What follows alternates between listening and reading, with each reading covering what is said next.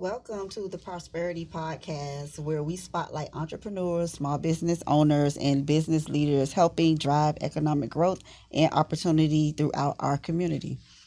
And this month is National Small Business Month, and we're excited to feature several of our grant alumni, and we're going to be talking about their journeys of resilience, innovation, and impact. I am Jacqueline Davis Austin, the Economic Development Manager with Miami-Dade Economic Advocacy Trust. And I'm Miss Latoya Bird, the Business Expansion Specialist, and today's conversation will focus on entrepreneurship, business growth, and of course, the wonderful grant alumni who we have here today. So for our second session, I'm excited to have Miss Aitzarelys Negrón. Yes. Did I pronounce it right? CPA. Yes. Let me put some respect on that. She is the CEO and founder of Strategies and T.E.A. So we're excited to see you here. And we also have Sainte Billings of Billings Advisory Group. And so we're excited to have you. Welcome. Happy to be here. Thank you for having us. Thank you for joining us. And as we celebrate National Small Business Month and our grant alumni and all your accomplishments, we would like the audience to know a little bit about our grant alumni and tell us a little bit about, tell us a little bit how your entrepreneur journey began. Yeah, so for me, it began as a side hustle. So I built my business as a side hustle while I was working full time. My background is in accounting. I was an auditor for Ernst & Young.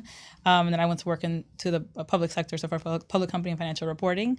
And so as I started to build this side hustle, I'm a child of an entrepreneur. I knew exactly what it was like to grow up where they have the business, but maybe the money's not organized.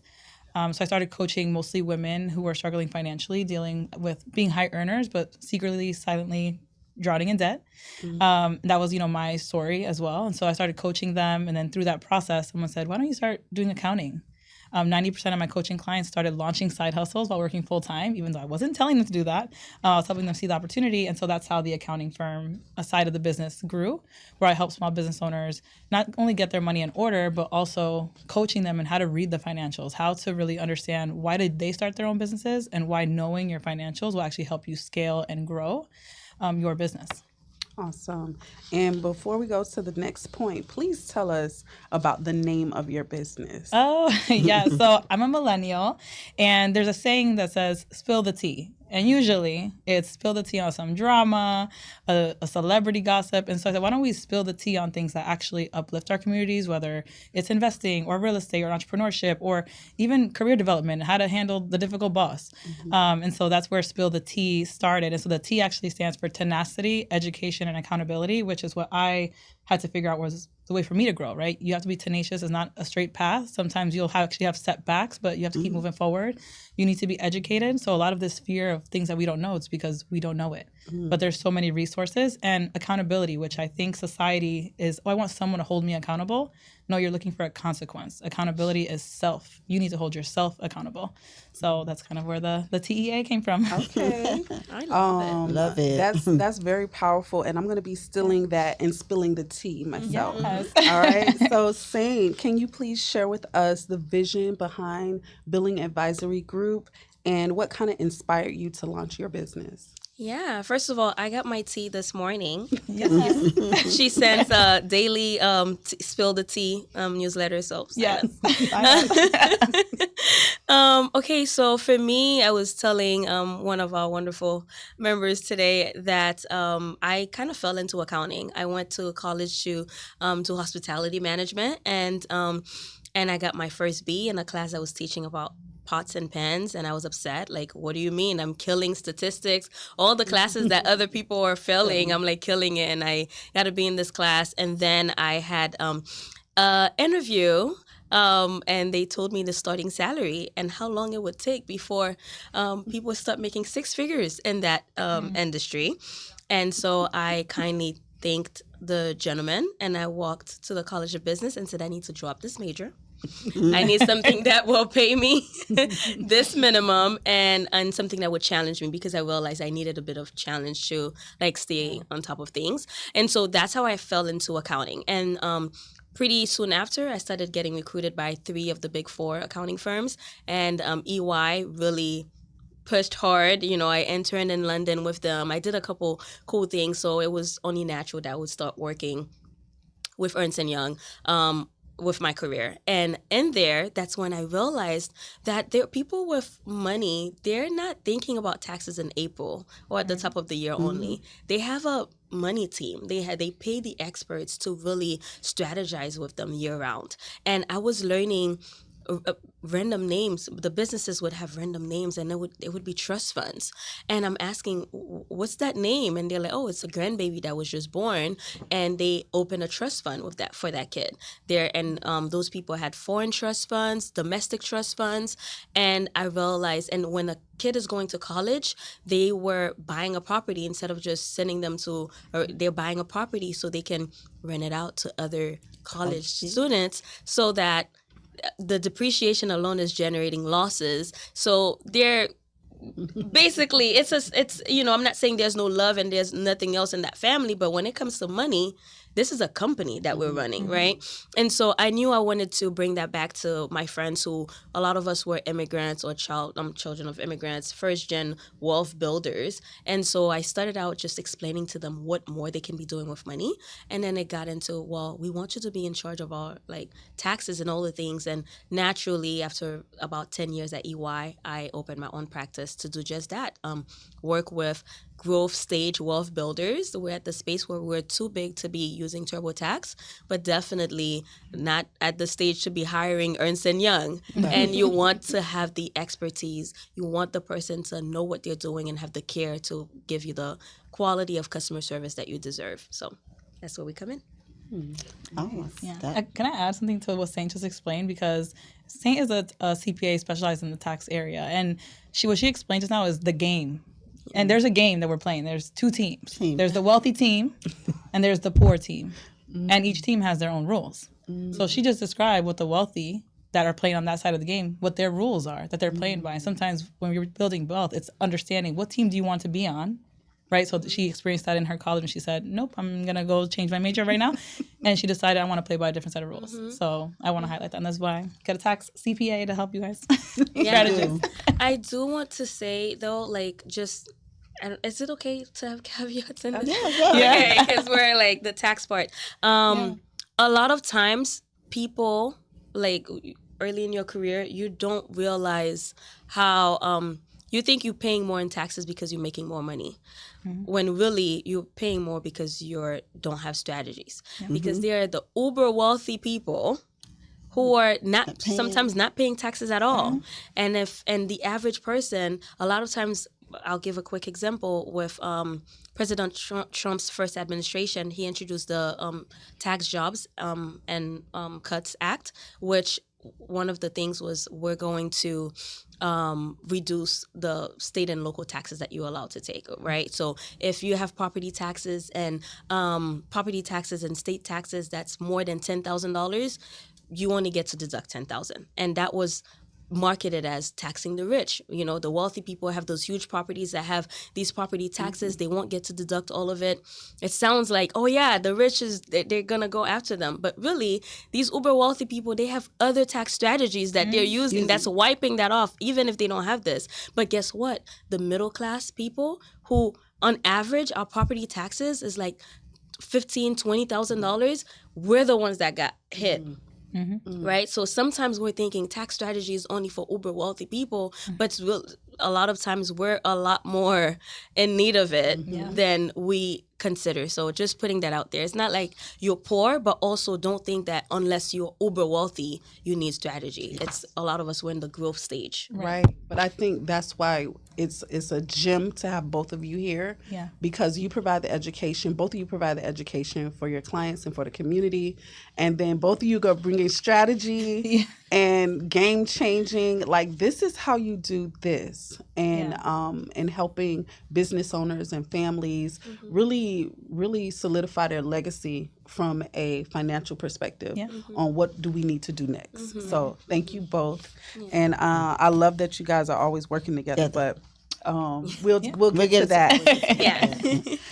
And seeing that you both are so proficient in taxes and strategies, And it's something that we've noticed that the grant community needs. So business owners are struggling in that capacity. So I'm happy that you guys are offering that to your, especially immigrant community. You know, I come from immigrant parents as well, because they don't know that they don't know, and that's the hard part. So I would like to know, like, what was your experience like when you applied for the grant with MD?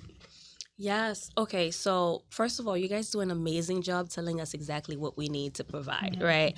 And that is, I mean, with us as CPAs, we're already so like detail oriented and very orderly, I guess, naturally.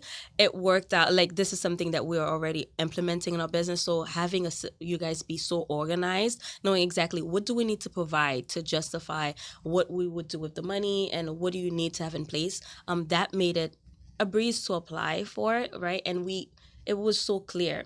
But for other business owners who didn't have that, I think it was a great practice for them to get used to order, because they're more likely to now say, okay, we need bookkeeping. After applying for this, we need to have our books in order. We need to know what our numbers are. And so that's the main thing I took from this. I love how orderly it was. And you got part of the requirements was for people to attend certain meetings, and it wasn't for punishment's sake, or it was all to how do we make sure you're doing this thing right.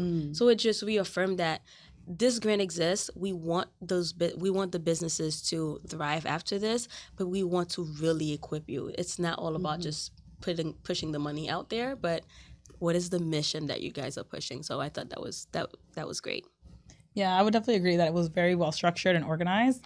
And I think, entrepreneurs are busy. So when you did have the requirements of going to take certain classes and workshops, it was things, as Saint mentioned, that are going to help you grow as a business, and also helps each business owner get ready for other opportunities around the county. So some of the items that you're requesting, they're going to need if they want to get a contract with the county. They're going to need this. So it allows them to think about it in a way of, we have a strict timeline. You have this deadline. Let's get it done.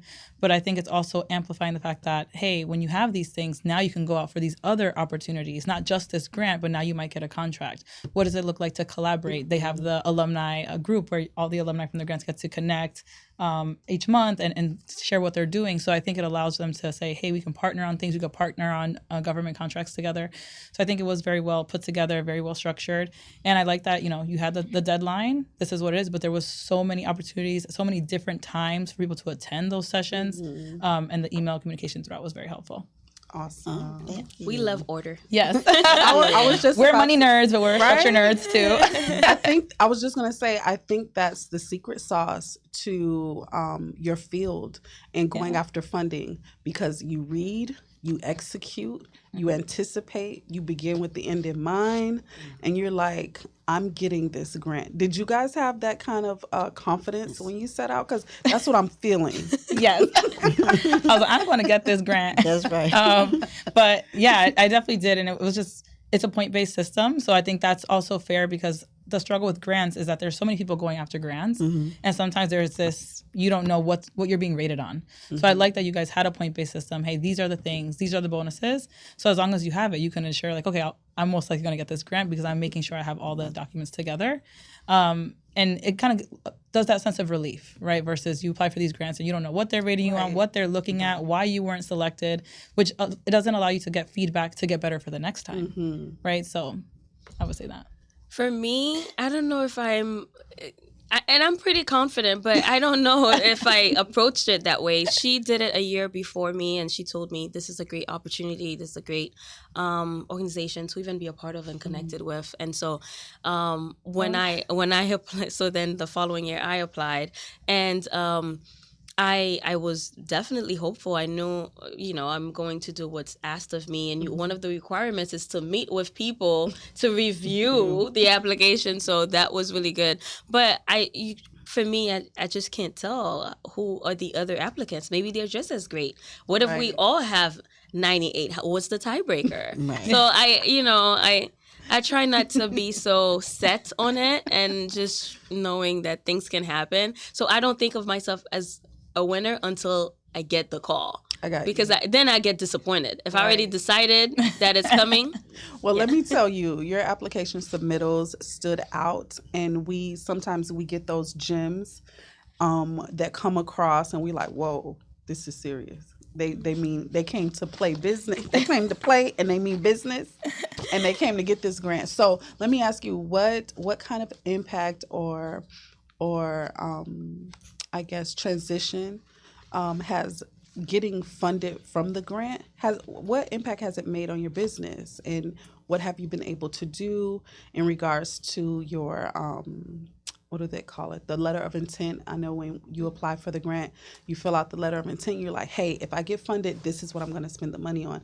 How was it receiving the grant and being able to execute those things off your business to-do list? So one of the things I had, so I have a tax practice, so tax softwares are a little pricey, and I knew that was something I wanted to allocate some funds towards that. So that was, it brought some relief that, like, okay, that's not money that needs to come from our operations, that this is being covered by that.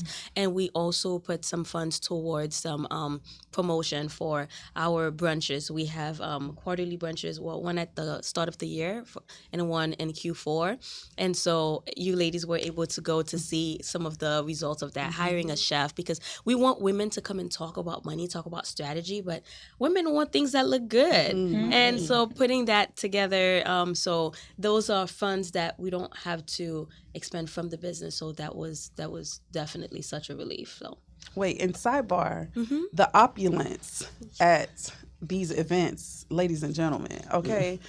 Star-studded guests, speakers, and then I felt like I was on an island or something. the food display, when I yes, had we have the a Caribbean food, chef. But most importantly, the same energy that you put into the aesthetics, you put more energy into the education. Yeah. And every little detail. So I was like, wow, I wish that all of our grantees could experience this. And it was just a pleasure to be there, a pleasure to see you in action. Yeah. You as well, because you were one of the guest instructors.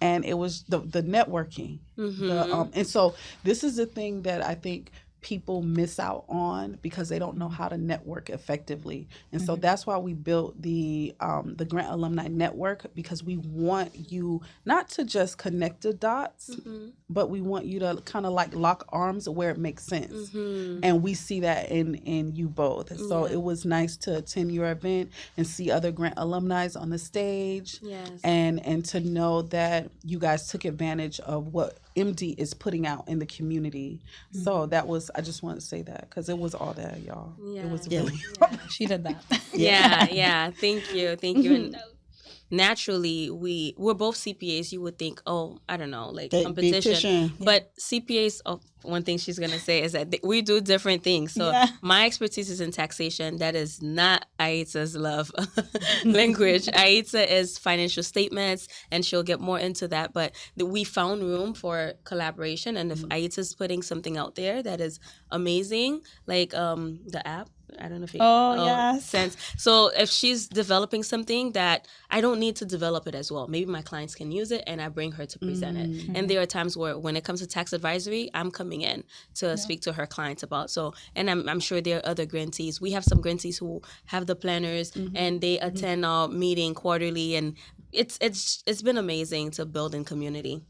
Yeah, no, I agree. And I think one thing I always say is you won't break your foot and go to the eye doctor. So for those of you watching this podcast, if you have a CPA, what kind of CPA do you have? Do you have someone like us who also does advisory? Or do you have someone that just stays in their lane? Right? So it just helps ask better questions and in those spaces. And then also you go farther and faster together, right? So if I have a very high net worth client who wants tax planning and strategy, well, why not support Sainte's business and bring her in, right? And also connect them with an expert in that area. And then financials too. Like I'll have the financials ready. Hey, Sainte, they're ready for advisory, for consulting. So I think it's important to have that understanding and know that whatever's meant for you, God has already claimed it for you. So just because you do similar things as someone, they're not your competitor.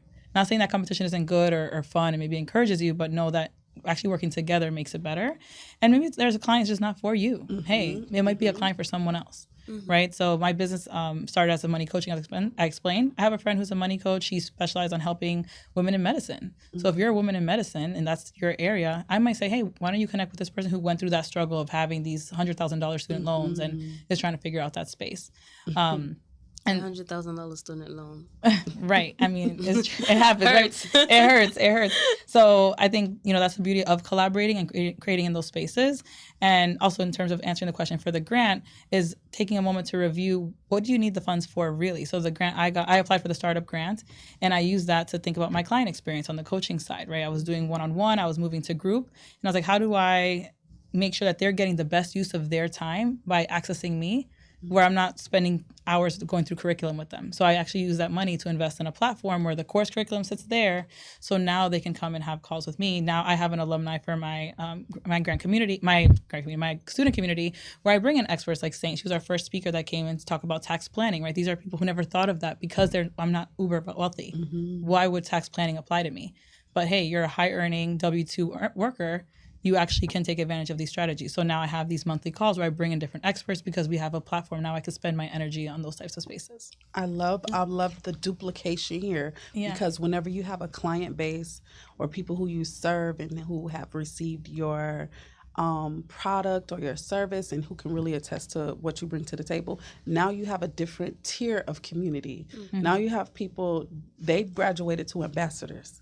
So you got the alumni, you got the ambassadors, and then you're going to have more business partners. So I love that the grant has been able to impact both of your businesses. And before we go to that, I love how you guys collaborate as a grant alumni. It's great how you guys complement each other's services. But I did hear Sainte say something about you're doing an app. Oh, yes. So I'm building an app with my friend Adam Payne. And so he reached out to me. So it's basically Duolingo for your money. It's called Sensible with a C, because we're helping you create financial sense. And it's just really a tool because he's in banking and in the tech space.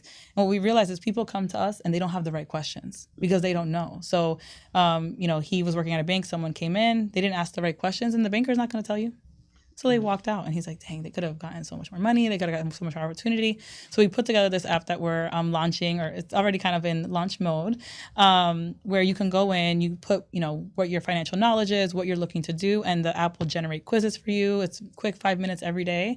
And we also have Penny. The U.S. got rid of the penny, but she's in our app. And she's our AI, a guide to answer your questions and help you as well. And it's just a way so people to make financial literacy more affordable, make it fun, and make sure that you're hitting your goals, you set your targets. And that way, when you come to us, you can ask those stronger questions. Now you have a better sense of knowledge, and now you feel more comfortable. Because I find that people don't ask the questions because they're afraid. They think, hey, this is going to be a silly question, or I don't want to, on the outside, I look like I'm, this whole big thing. But if I ask this question, it's going to reveal something about me, so it's kind of to break the ice. So Duolingo for your money. So I love that. Oh, Jackie. But before we go to that too, Yeah. so we didn't get Sainte an opportunity to talk about her planner. Yes. Oh, Yes. yeah.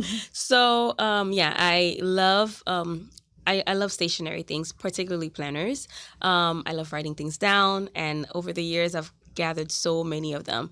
And I wanted to create one where there are all the little things that matter to me. We want to have empty space for people to just doodle whatever they need. But also at the top of the year, we have worksheets in there that help you identify your money goals and what are the things that you're committing to? What are the events coming up? So you're thinking about the year ahead of time, write it down, and we know what you want to hold yourself accountable for. And so as someone who purchases the planner, you also get access to our exclusive community where we have a quarterly meeting where we do a financial check-in. So someone who's not maybe at the space where they feel like they can hire a CPA or they want to hire a CPA, that's a great time when you're meeting with me once a quarter to ask me those questions, if you don't mind sharing it with the group. And so it has tax deadlines reminders in there. It has the deadlines 2 weeks before. There's a reminder that says the deadline's coming up. So it's for you if you are the 1099 contractor, or if you're the business who has 1099 contractors, you'll know the deadline to give them their 1099 is coming up, and all those little details. It also has some prompts, some guided prompts in there. And in the community, we have a specific community manager going in there weekly to have different challenges for the people to engage in. We have raffles, all to keep you accountable to the things that you said you wanted to do at the top of the year. So, yeah. So while Jackie was asking and making mentions of the app and the planner, Jackie, I feel and see That a grant event, alumni events coming up. I feel that they may be launching their own grant, and that they may have the same kind of requirements that we have in the MD grant, that they may be baking in their app. Maybe they may be baking in the planner into whatever grant that you guys are going to give to the community. Because I can hear it. Feel it coming. I You know can what? feel We're gonna it. touch and agree. Yeah. I feel like there's something there. Something- It is. I'm open to it. You already mentioned you have your own client alumni. I don't remember what it was called, but I can hear it, and I'm like, you have all the elements there. You're creating an app that can benefit even the entire grant community. That's going to better their finances. So it can be. It sounds like a 2-tier thing. We have the MD grant alumni, and then our grant alumni has spun off to have their own grants. Ooh, They have. ooh. Yep. So the grant alumni now has the MD Grant Circle. So where they host their own one-on-ones with each other. We're growing, and this thing is taking on. It's a force of its own. And I don't know if you all have signed up yet, but shout out to Joy of CoSpace, Joy St. Clair, who took a lead and offered her space, literally her new business, which is bigger than CoSpace 1.0, is now 2.0. And what she offered to the grant alumni was, hey, let's create a learning circle where each expert, you can come and teach on the area that you are dropping the T on. And it's for free to the grant alumni. And they had the first one. They're getting ready to have the second one on June 1st. Nicole Brunson of Anointed Florist. She's going to be speaking about speaking because she was one of our pitch competition winners. And Joy did the first one on The Reels. The Reels Reels Masterclass. the Reels Masterclass on content. And so just seeing like the grant alumni like do this thing and being amongst you guys, it energizes us, and it helps us figure out, hey, what can we do better for the next grant cycle, for the next programming? How can we support the alumni as well as support the community, to continue to support the community? So I just want to let you know I was hearing a couple things And thinking of a couple programming options that we could add. So we'll definitely keep you guys in the loop. Okay. Yeah. I'm excited to hear. Right. So as we get ready to wrap up, I just want to touch on some measurable things, right? Have you guys been able to experience, since becoming a grant recipient, have you been becoming to experience things pertaining to client growth, strategic expansion, or brand development? I think we touched on some of those, but anything specifically about client growth? Yeah, I will say, so I mentioned that I took that year and really focused on what's the client experience, and also what's my capacity, right? So how can I leverage the tech and the tools to increase my capacity, to make things more efficient, and to make the client experience better. And I will say that the very next year, in the first quarter of 2025, I made more money than I had made in all of 2024. And I think it was a result of, because I now had the systems in place, I had the email marketing going on and everything automated, I was able to grow my team and able to focus more on that business development piece. And so that allowed me a lot. And so even though that year I was like 2024, I was like, I'm making this big investment on changing all these things. I was able to analyze my tech stacks to save money, because how many times we buy all this technology because someone, I use this and this and this, and we don't have accountability to make sure we're using it. All of it, right? So that you have 3 different tools and 2 of them do the same exact thing, but you're just using one area. So that was a big jump, and I actually took my business full time last year in August. Congrats. And yes, Saint knows the times like, should I do it? I don't know. What does God say? But and I think it was a result of seeing the numbers and say, okay, if I can make this while I have a full-time job, then what can I do when I can really commit the time? So I definitely saw growth. So the residual impact, you went from saying, hey, let me change my systems, let me invest in the business, and then you saw the business now give you a return. Yes. And then you said, wait a minute, it's time for me to walk away. I'm investing in myself. Right, from this 9 to 5, and let me go full throttle. Yeah. So when I say the residual impact, I don't think we shed light enough on some of those things. So Steve Jobs talks about connecting the dots. Yeah. And when you kind of like reverse engineer the miracle or reverse engineer what you've been praying for, what you've manifested, and you see, MD did what? Yeah. We got the grant here. So we're really proud to have been a part of your business journey, because you were already on your way. We just dropped a little, for in your case, 2,500. Yeah, I think it was a little more because because you didn't have the full 10. Yes. Which is something that I think was great that you guys do. That if there's not, like, you guys know who you want to, not that you know who you want to pick, but based on the qualifications. Yes. I think you guys spread the funds. If So no one what met the happened qualification is or something that like that. year we didn't even have enough businesses to qualify. Wow. So the startup grant, and in my opinion, I think Jackie shares this, the startup grant to me is the easiest entry into the grant community. 0 to 6 months to 2 years old, and be in Miami-Dade County and have a legitimate business, and of course meet all the other requirements that we have on the list. Yeah. But a lot of people get intimidated and not enough people even apply. So what ended up happening, we had to take the remaining amount and spread it over all the people that did qualify.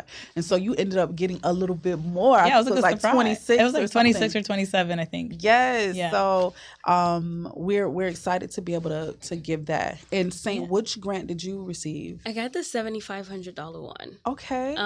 And while I kind of spread it out, I'll tell you this. The software that I invested in, I think it was $7,000. And not only the software made life a lot easier for me to do tax planning, but they ended up becoming a partner, and I got a payout of at least $20,000 from them, from that alone. And our wait, you mean the software company? Mm-hmm. The software company became a partner. Yeah. Oh, they said you had to spend some to win some. Okay. Basically, yeah. And I still use them. I end up, I have them even till this year. But also, income-wise, I was trying to check. I wrote it down somewhere. I think our income increased by like 112%.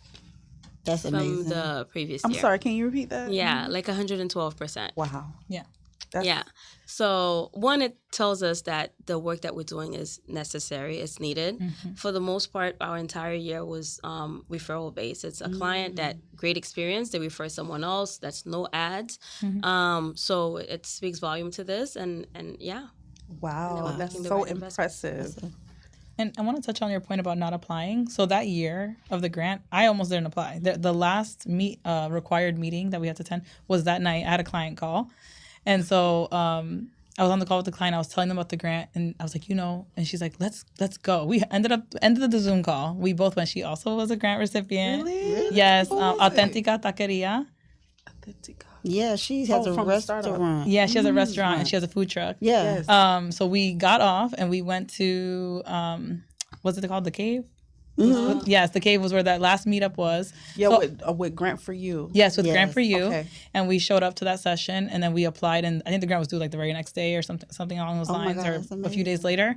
So I think, for those of you who are saying, the deadline's here, it's possible. Right? You just have to do the thing. Just like, do you want it or not?